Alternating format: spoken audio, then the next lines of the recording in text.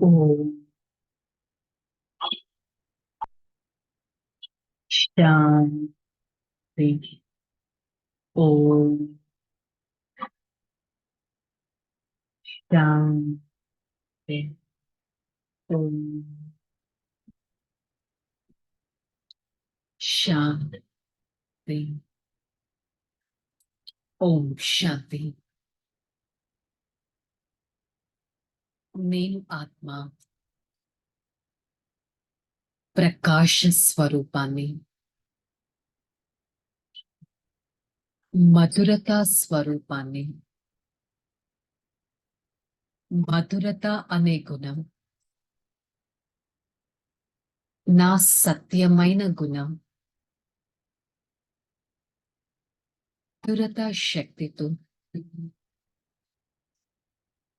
నేను ఆత్మ స్థిరంగా, సత్యంగా ఉండటానికి ప్రయత్నిస్తాను. ఈ క్షణం ప్రేమ సాగరుడైన తండ్రి పరమాత్మ వారి సన్ముఖంలో ఈ దివ్యమైన జ్ఞాన మురళిని వింటున్నట్టు అనుభవం చేసుకుంటాను.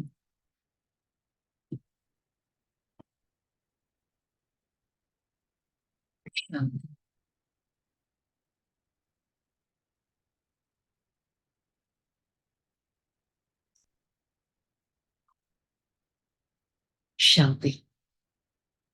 మురళి డేట్ 24/2024.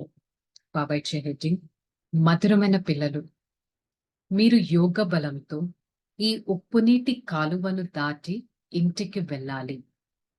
అందుకే ఎక్కడికైతే వెళ్ళాలో దాన్ని స్మృతి చేయండి.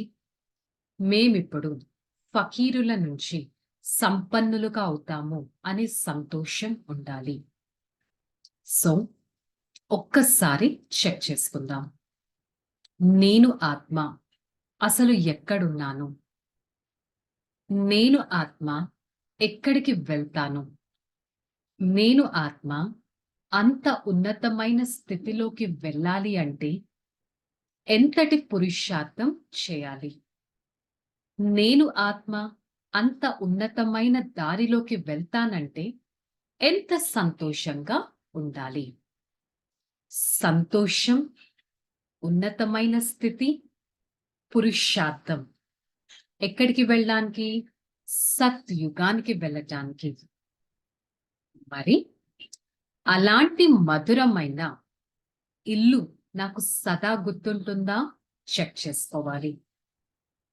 మధురమైన ఇల్లు గుర్తు రావట్లేదంటే కఠినమైన ఈ రావణ ప్రపంచంలోనే మునిగిపోతున్నట్టు అర్థం.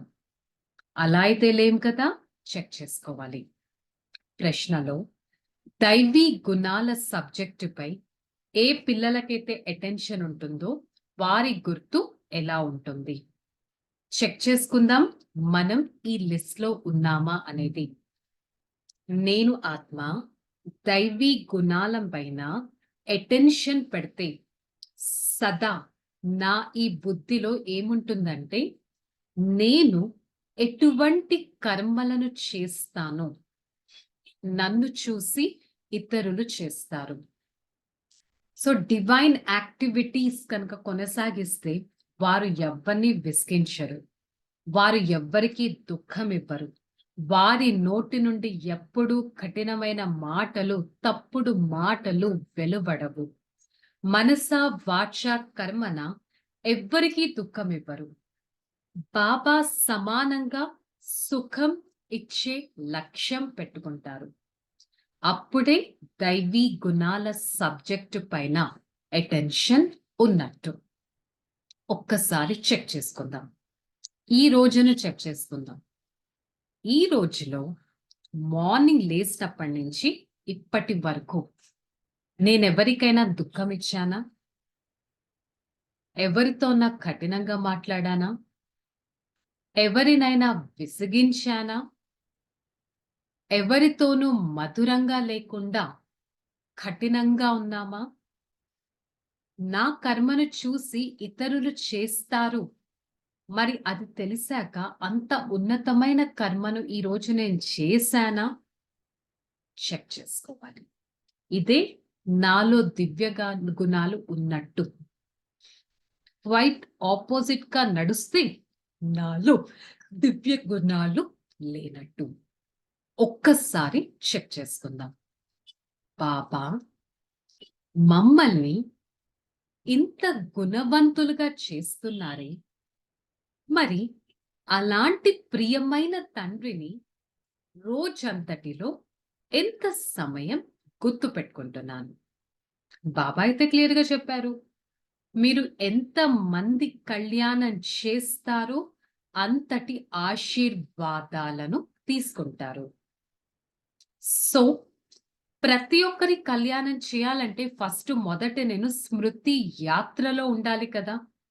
మొదట నా చెడు కర్మలు, నా వికర్మలను నేను వినాశనం చేసుకోవాలి కదా! మొదట నేను ఆత్మ పావనంగా అవ్వాలి కదా! మరి నేనే పావనంగా అవ్వకపోతే, ఈ ఆత్మిక జ్ఞానాన్ని నేను వేరే వాళ్ళకి ఏం వినిపిస్తాను? అసలు నేను ఎవరు? నేను ఆత్మ భృకుటి మధ్యలో, ఈ భృకుటి అనే సింహాసనం పైన విరాజమానం అయిన ఒక నక్షత్రం లాంటి వారిని. నేను ఆత్మ కఠినంగా ఉండు. నేను ఆత్మ దివ్యమైన సంస్కారాలని చేస్తాను. నేను ఆత్మ పుణ్య ఆత్మగా అవుతాను. నేను ఆత్మ నా బుద్ధి యొక్క తాళాన్ని ఏదైతే పరమాత్మ తెరుస్తున్నారో అది తెరుచుకొని చక్కగా ఈ బుద్ధిలో జ్ఞానాన్ని నింపుకుంటాను. నేను ఆత్మ రాజ్యాధికారాన్ని తీసుకుంటాను. బాబా అయితే రాజ్య తిలకం ఎవరికీ దిద్దరు. వారు రాజ్యం యొక్క మార్గాన్ని చూపిస్తారు. ఆ రాజ్య తిలకాన్ని నేను దిద్దుకుంటున్నానా లేదా అనేది స్వయం చెక్ చేసుకోవాలి. నాకు నేనే నా పైన కృప చూపించుకోవాలి. నాకు నేనే సుఖవంతుడిగా అవ్వాలి. నాకు నేనే విశ్వాధిపతిగా తయారు చేసుకోవాలి. దీనికోసం నేను పురుషార్థం చేయాల్సిందే. 84 జన్మలు తీసుకుని ఎంత పాప కర్మలు తయారై ఉంటాయి. మరి ఇలాంటి రావణుడి పాపాల నుంచి తొలగించుకోవాలి అంటే స్వయం నా పైన నేను దయ చూపించుకోవాలి. దేహీ అభిమానిగా అవ్వాలి.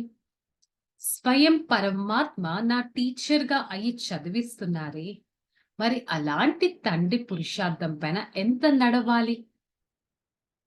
మరి భగవంతుడి జ్ఞానం ఎలాంటిదంటే, కొంతమందికి ఒక నెలలో బాణం గుచ్చుకుంటుంది. 6 నెలల్లో, సంవత్సరంలో లేకపోతే కొంతమందికి ఒక్క క్షణంలో బాణం గుచ్చుకుంటుంది.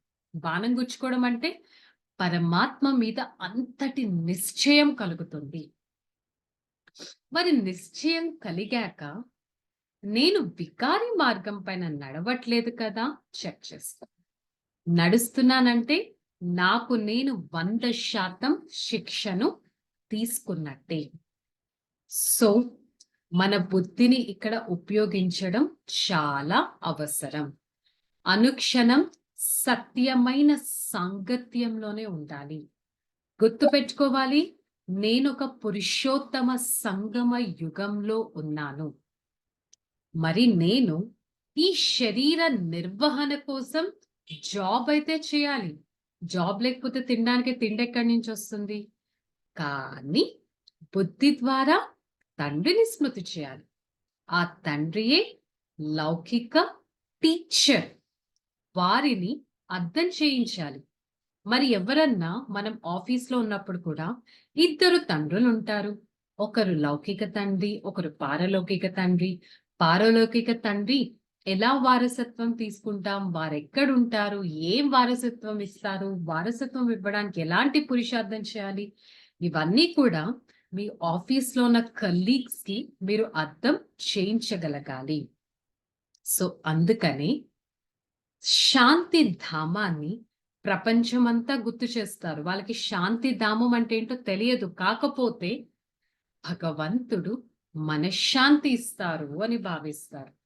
అసలు శాంతి ఆత్మ ఆత్మ యొక్క స్వధర్మం అనే విషయం వారు మర్చిపోయారు.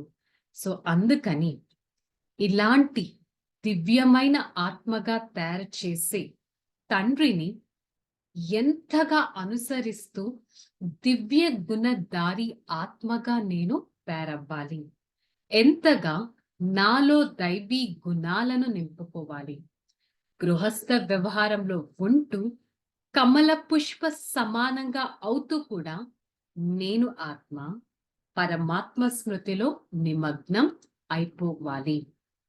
సో ఎలాగైతే బాబా మనందరి స్వాగతం చెప్తారో, నేను ఆత్మ కూడా అనుక్షణం ప్రతి ఒక్కరూ పరమాత్మకి దగ్గరగా అవ్వాలి అనే స్వాగతాన్ని ఇస్తూ ఉండాలి. అంటే నేను అందరికీ పరమాత్మ పరిచయాన్ని ఇవ్వగలగాలి.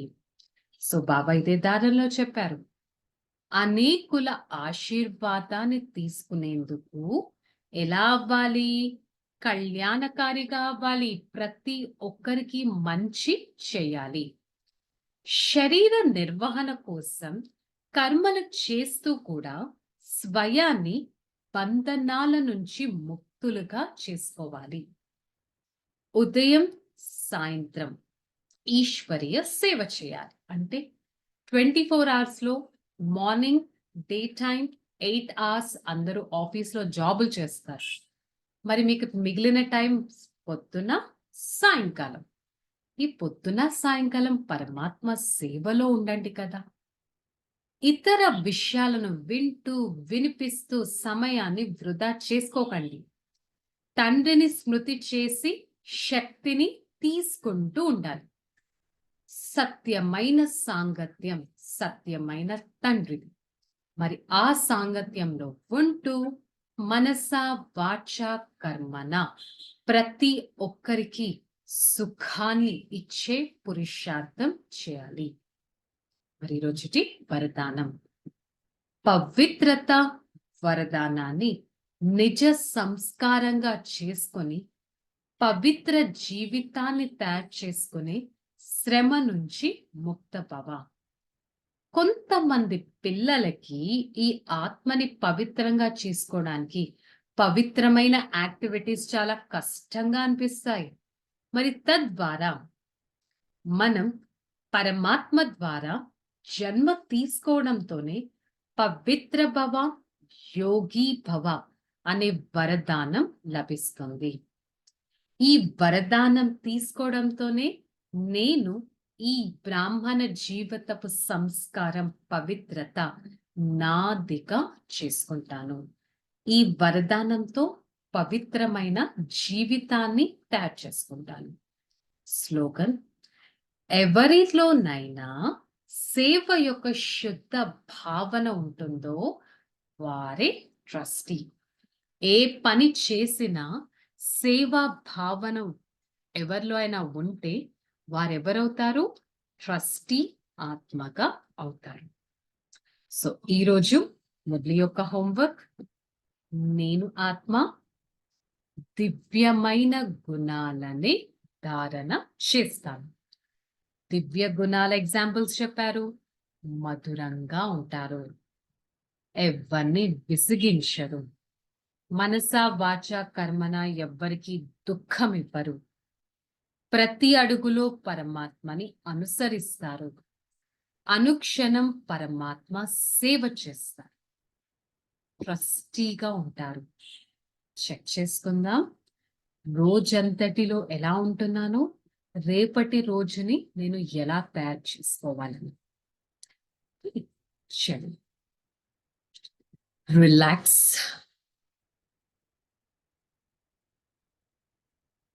నేను ఆత్మ నిరంతర యోగిని.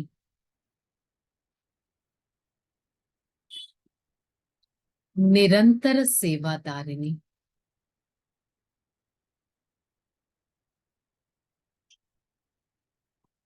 క్షణం యోగి స్థితిలో ఉంటూ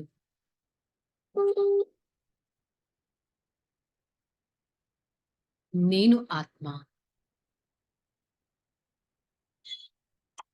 సర్వుల కళ్యాణాన్ని చేస్తాను.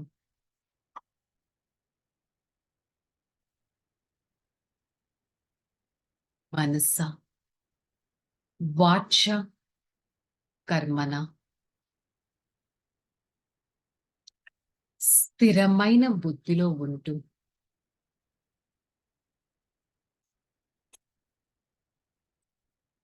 నేను ఆత్మ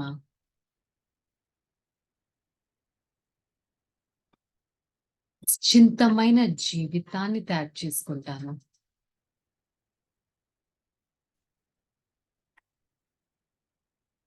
బాబా, మీకు ఎంతో ధన్యవాదాలు.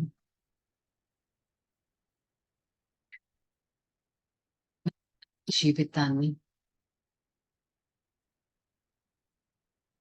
ఇంత ఉన్నతంగా తయారు చేస్తున్నారే. సదా స్వయం యొక్క కళ్యాణం చేసుకోవడానికి ప్రయత్నిస్తాను.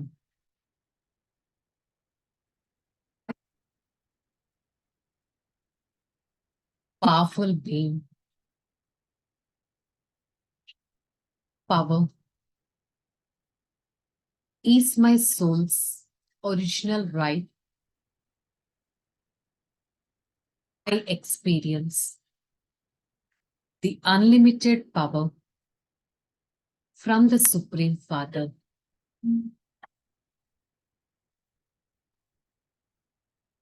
I, the soul, experience unlimited truth all the time, as I always stay at the true companionship of the Supreme Father.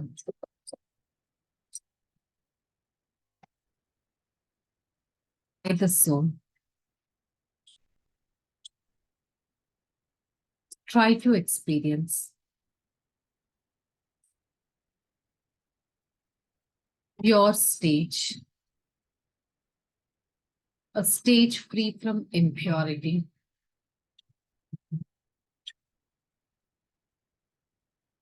experience the unlimited purity. I, the soul, makes this body to run.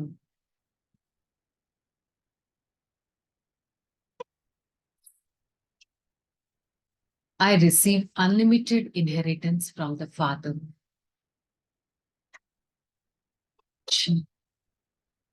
Om Shanti. Shanti. Shanti. I, the soul, takes the true power from the Supreme Father. Spread such power to every part of this body. Be a divine, virtuous, and peaceful being. Om Shanti.